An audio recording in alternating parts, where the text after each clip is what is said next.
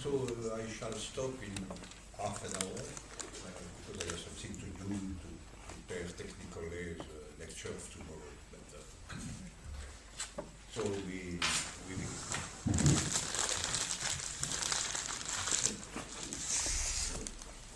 A specific or a concrete philosophy is the organization of a sort of organization of the contradiction between time and eternity, always.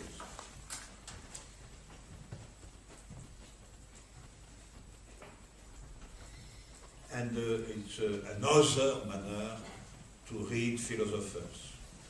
What sort of proposition is the proposition concerning relationship of truth and justice? Because the relation between truth and justice is the real goal of the conceptual organization of the relationship between time and eternity. The relationship between time and eternity is a question of construction of the truth, what is the truth, and so on. But the most important goal is to propose to individual life a new meaning, a new orientation. And this new orientation is always in the dimension of a new relationship between truth and justice. That is a new manner to exist the contradiction between the laws of the world outside and our life properly. The question of orientation of life beyond determination by outside. So, but there are many possible forms to organize that sort of tension, if you want, tension between inside and outside, between time and eternity, and between truth and justice. There is many possibilities, and it is why there is many philosophy. And philosophy is also determined by outside in some sense. So it's inside the determination by outside that the philosophy proposes something against this determination. It's a dialectical position. Philosophers and philosophies are inside the world as it is. And there is always a very strong pressure on philosophy to create a strict place for philosophy. Precisely to transform philosophy into scholastic. Transformation of philosophy into scholastic is the fundamental form of oppression of philosophy by the world as it is. A new form today is to transform philosophy in mediatic form. Philosophers of television. That is to transform philosophy in a new form of propaganda, in fact. But all that is only a consequence, ordinary consequence, of the fact that philosophy is inside the world as it is. So the philosophical proposition is also under determination. Negative determination is prescription of a place. Okay, you are a philosopher, be in university and be quiet. As you know, in university we can do many things. It's a sort of zoo for young men and women.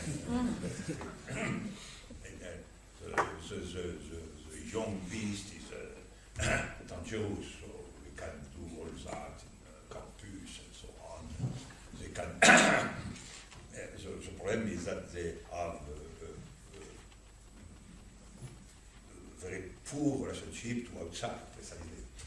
But all that is completely the laws of the world.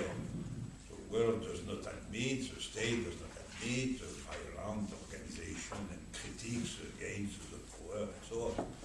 And so philosophy, but when philosophy is strictly the place, when philosophy accepts the place, progressively, philosophy becomes scholastic. It's very simple. But if philosophy is not scholastic, philosophy resists, in some sense, to the logic of place.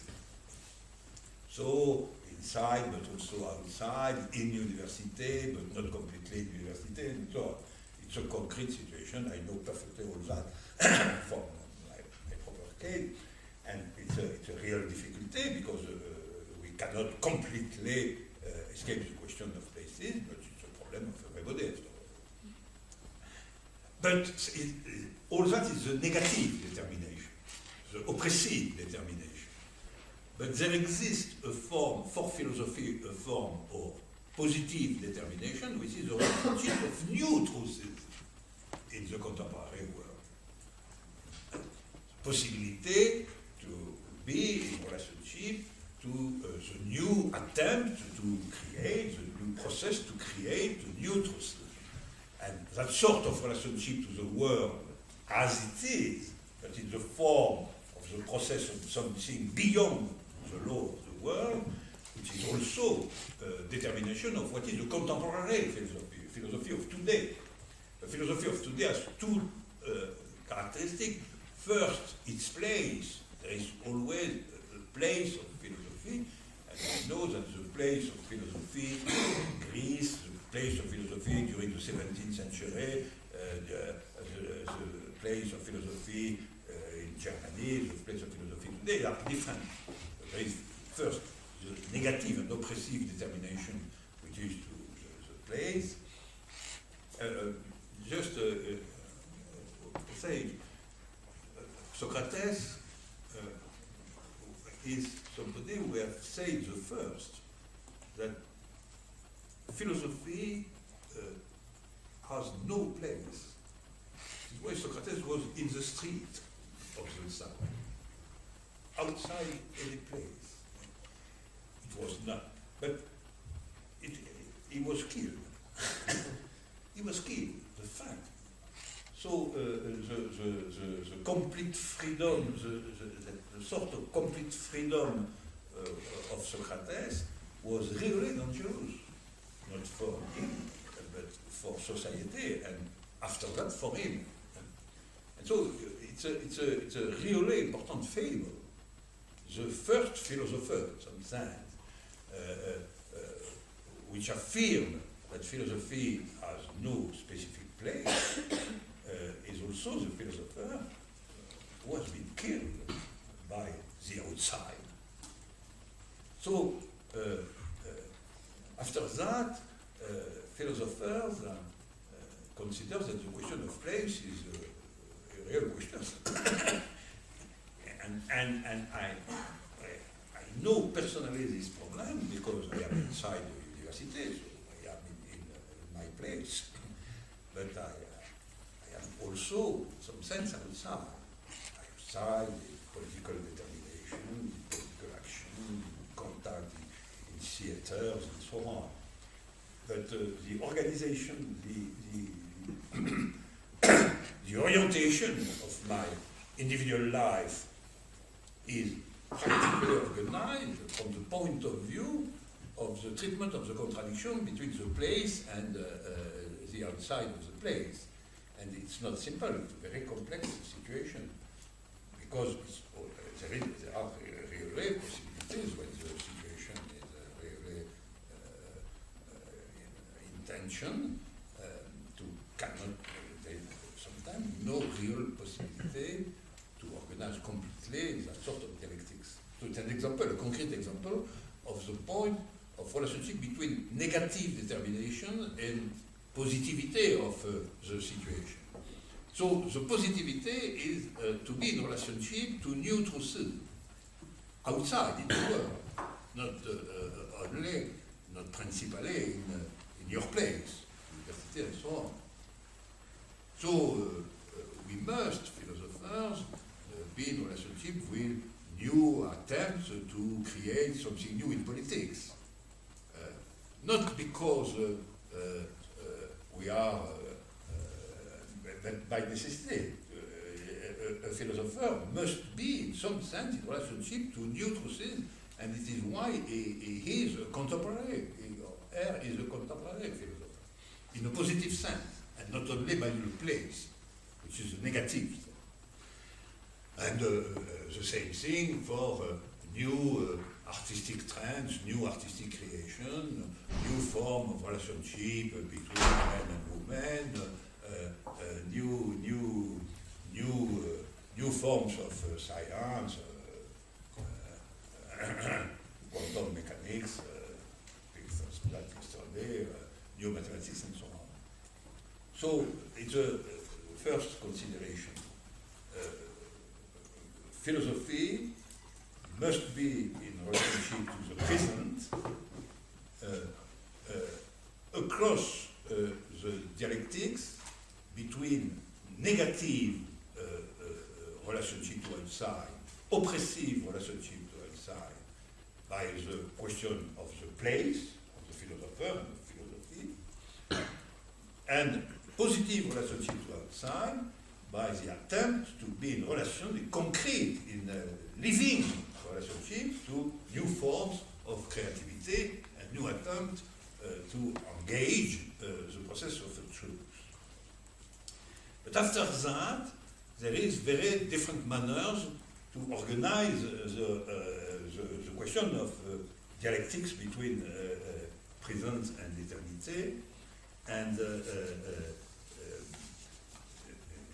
I propose to only give you some example, some formal example of different possibilities of treatment of the dialectics between present and eternity.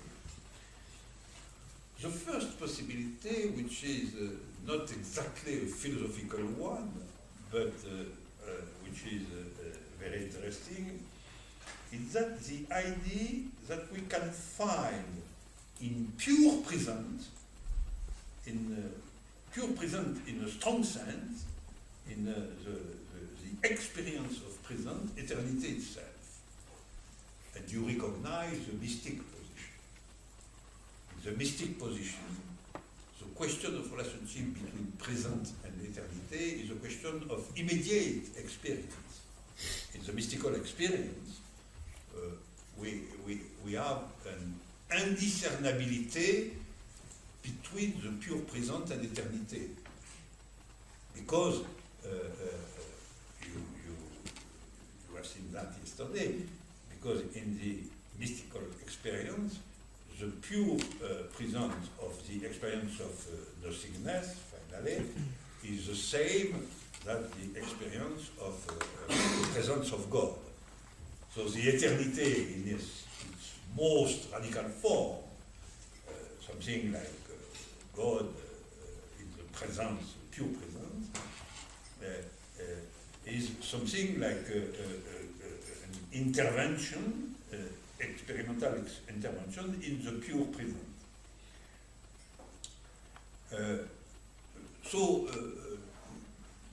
Maybe that sort of experience is of religious dimension, or more generally, is not a philosophical one because it's not a conceptual organization of thinking. It's a definition of philosophy by Deleuze, creation of concepts. So creation, yes, but of concepts. And naturally, mystical experience is not at all a creation of concepts, but it's a proposition concerning the possibility of an immediate relationship between pure presence and eternity. So it's also, in religious terms, is immediate relationship between the two levels. The level of time, concrete life, world as it is, and the level of eternity, soul, God, and so on. We have in the mystic experience a fusion of the two levels in one point. But this fusion in one point is exceptional. It's not something like a constant experience.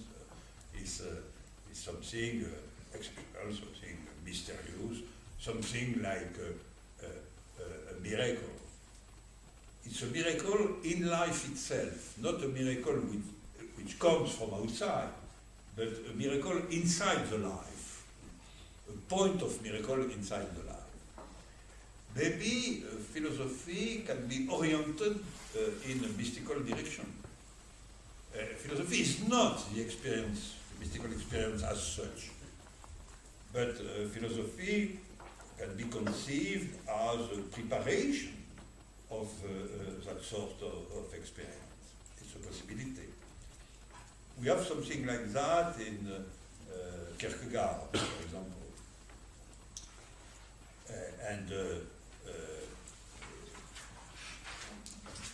Probably you have also something like that in Plato. In Plato, we find everything, so because it's a sense of the beginning. The beginning is always something where all is present.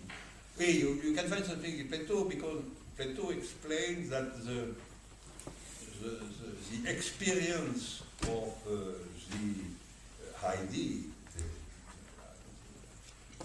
the idea of good, because of the supreme idea, that sort of experience is not of purely conceptual nature. It does not explain completely what it is. Very often Plato does not explain really. He says something, but he does not completely explain the consequences. But we can understand something like that. The achievement of rational knowledge is beyond rational knowledge. The philosophical achievement of knowledge, and so the fundamental orientation of life go beyond the concept. Plato writes that the idea of good is beyond the idea. It's not an idea. The ideality of the idea is beyond the idea, something like that. And that sort of vision is linked to the first possibility of treatment of the dialectic between time and eternity, that is finally something like a mystical experience, where on the point of indiscernibility between time and eternity is created. And when a mystic writes a poem or text concerning his or her experience, we have something like that. We have that there is no question of time. The time disappears in eternity itself. So the pure present is the present of eternity.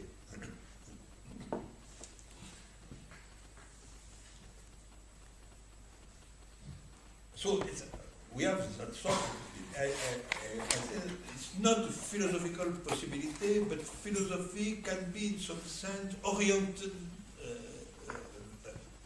in the direction of that sort of possibility, of that sort of experience.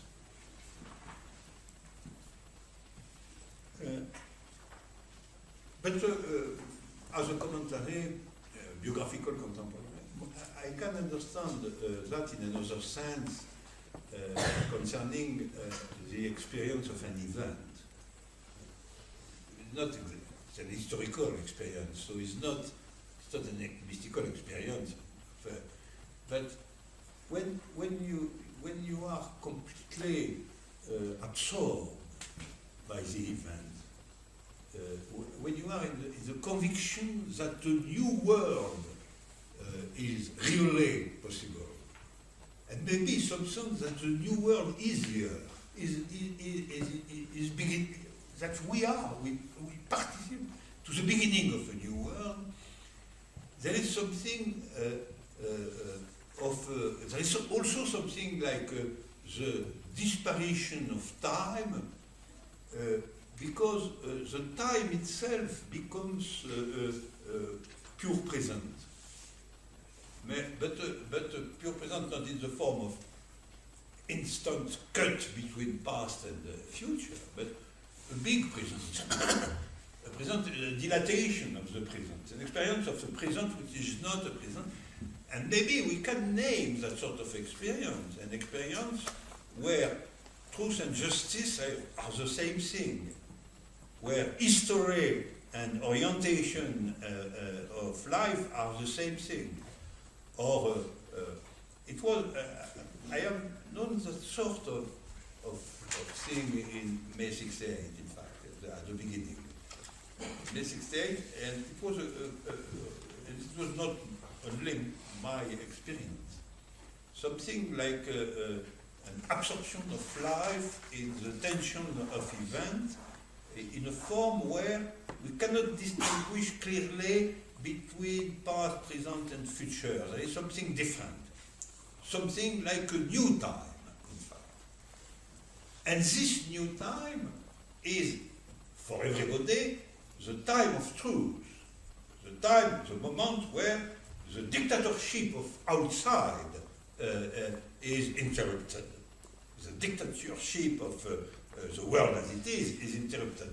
So it's a space of freedom which is open, which is very near, after all, a mystical experience. It's an historical mysticism, if you want, something like that. And there is a subjective tension, and the subjective transformation is that you know that you can do something which was impossible. Something which was absolutely impossible becomes purely possible, and you can do that. You can do that. And so you are not in the constraint of time.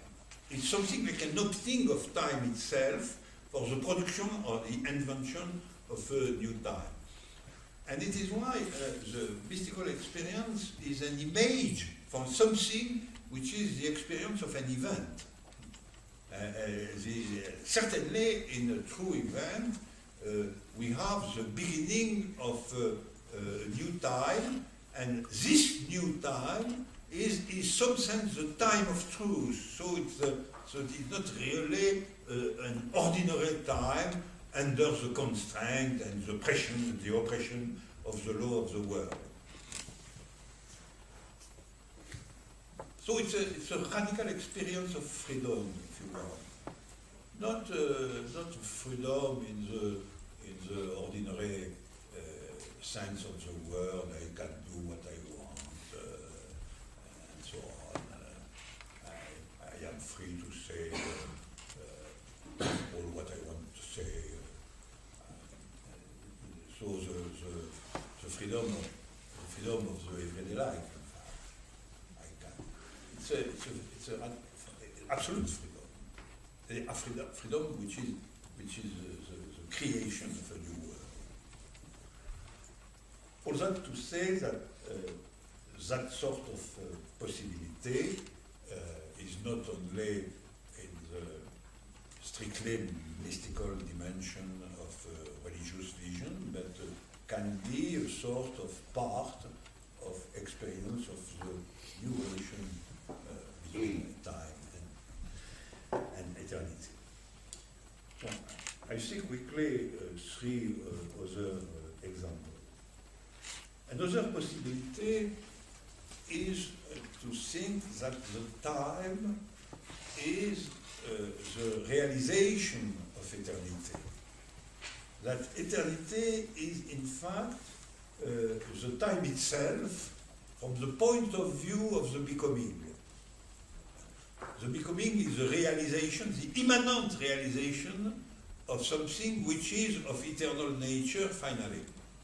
And we have two versions of that. The Hegelian version, where the time is the realization of absolute. So the historical time itself is not in contradiction or in tension with eternity, but the time is the realization of the absolute, which is naturally outside time. And so the history of thinking, of art, of countries, and so on, all that is the steps in the direction of the complete realization of the idea, that is the absolute idea at the end. But the absolute idea is something like a recapitulation of all the becoming. So it's another manner to realize the conjunction between time and eternity. It's the opposite of mysticism, because mysticism is a point of time. In a point of time, there is an indiscernibility between time and eternity. And in that sort of vision, it's on the contrary the totality of time, which is the creation of the absolute idea. And there is another possibility, which is it's not history, which is the realization of eternity, but it's life, the potency of life. It's not Hegel, but it's much more Bergson, Nietzsche, or Deleuze. It is the idea that the tension between truth and justice, between time and eternity, is resolved in the constant creative capacity of life itself. So life is what goes beyond time. Life is what is in time, but it goes beyond time. And you can find in Deleuze clear consideration concerning the immanence of eternity. But life is the name of the immanence of eternity. So that is the second possibility after the mystical possibility. There is a third possibility, which is much more metaphysical nature, which is that the present is largely an illusion. That the extent of the present, the world as it is only an illusion of existence, but it's not a real being. That real being is outside the world as it is, which is the illusion of the being, but not the being itself. So eternity is by itself the truth of the world. And so the dictatorship of outside is a false dictatorship, is a false law. We create this law by the illusions of our existence. But it's the idea that, the metaphysical idea, which is different from religious idea, but the metaphysical idea that the truth of the world itself is God. God is not only another level, but is the real of the world. The world is the illusion. Across this illusion, we find finally the true real, and the true real is eternal. And so it's also absolutely a formula of Plato once more. When Plato did that the time is an image of eternity. The time is an image of eternity. And so the radical solution to the problem is that time does not exist, in fact, does not really exist. Time is a sort of veil, and behind the veil we have the real, but the real is not in time. And from the beginning, in Plato, the time is an image of eternity, the movement of an image of eternity. Today we can find naturally many versions of this conviction, and that the the relationship between eternity and time is that eternity is the very essence of time.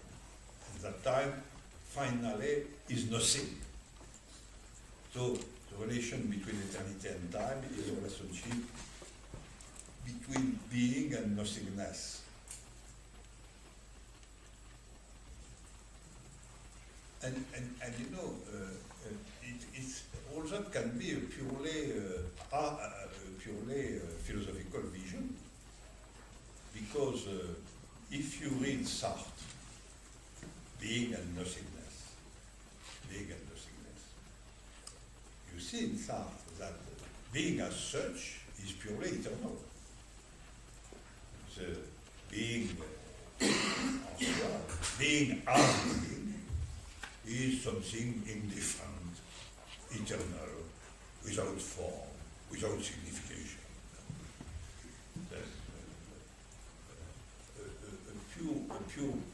Pure being is without any time. It's something like a massive indistinction of all. And the time is on the side of nothingness, because nothingness is the other part of being, which is nothingness precisely. But nothingness, as you know, for Sartre, is human freedom. It's consciousness. Consciousness is negativity, and consciousness is negativity and freedom, and it is consciousness and negativity which introduce in the closed massivity of being something like distance, time, signification, and so on. So we can, when we affirm that eternity is on the side of being and time on the side of consciousness, human existence, and so on, there is two possibilities. The first is that the real is eternity and time is illusion. But the Sartrean version of the same idea is the reverse. That it's nothingness which is creative, which is the human destiny, and so on, and being as such is pure stupidity. You know, and it's very interesting, but you can understand that the same idea in philosophy can have two opposite meanings. It's the same idea, that time is on the side of nothingness, illusion, and time and eternity on the side of being. But for Plato and for a great tradition, Schopenhauer and many others, all that signifies that our life in time is of no value at all. That the truth and the true life is on the side of eternity. But for Sartre, it's exactly the reverse. The true life is on the side of nothingness and freedom. And on the side of being, we find stupidity, reaction, political reaction, and so on. Because freedom is always negativity. And so if you are on the side of freedom, you are on the side of nothingness, not on the side of being. That is the possibility. And another possibility is that eternity is created in time. It's my position that eternity, paradoxically, it's absolutely paradoxical, we can argument for this possibility. The argument is that eternity in the form of truth is a result as a creation, as a human creation. Something is in fact eternal, but has been created in time and can be understood and can be come back to life, in other words, in time. So created in time, resurrection in time, and in the result is something which is in some sense, outside the time. So the dialectics is not that eternity is a result of time, like Hegel, not that eternity is an other level of existence, like in religion, not that eternity is the same thing as time, like in mystical experience, not that time is illusion or veil of nothingness and eternity on the side of being properly, being as such, but that eternity is a qualification of something which is of completely human nature, which is in the world, which exists in the world, which is a generic part of the world, but which has been created by human activity. And so, to complete all that, we must examine the signification of this paradox. How can eternity be something created? Because precisely in religion, eternity is on the side not of creation, but of creation. Dieu, God, as infinite and eternity, creates the world as it is.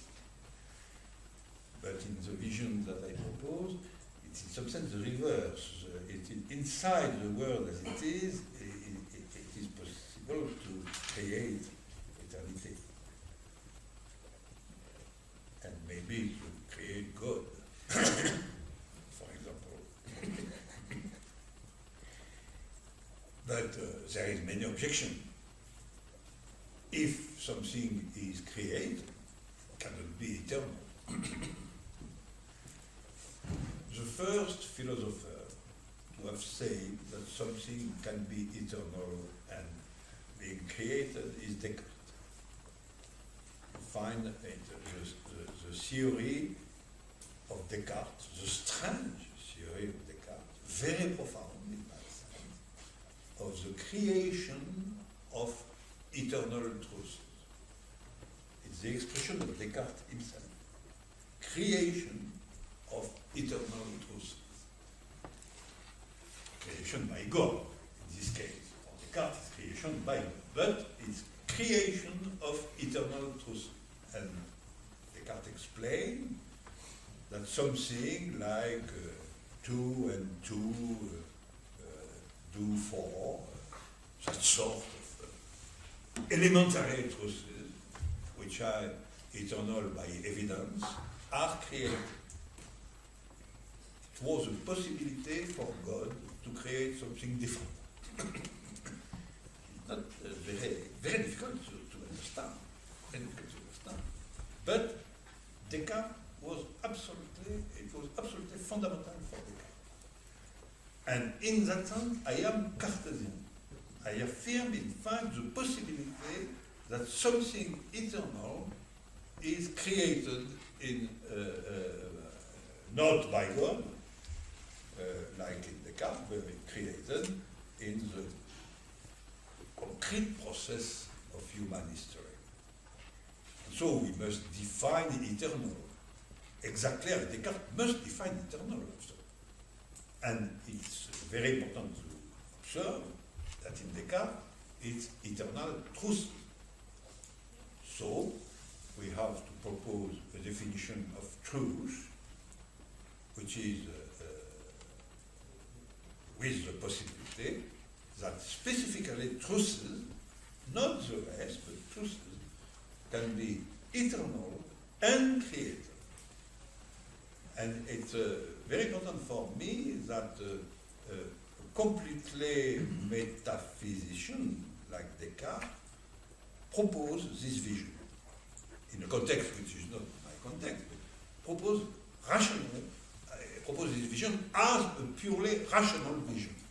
The possibility of existence in the form of truth, always, the form of truth, or something which is eternal but created.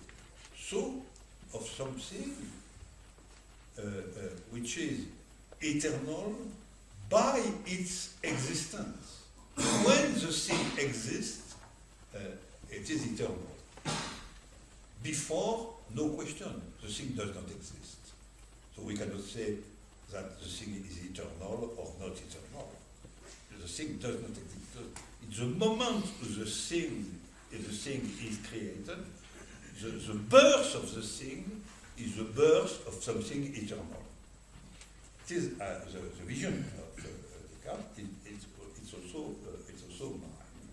So when the Greek mathematician, to take the most simple example, the simplest example, when the Greek mathematicians demonstrate some properties of numbers, the infinity of prime numbers, for example, there are the infinity of prime numbers.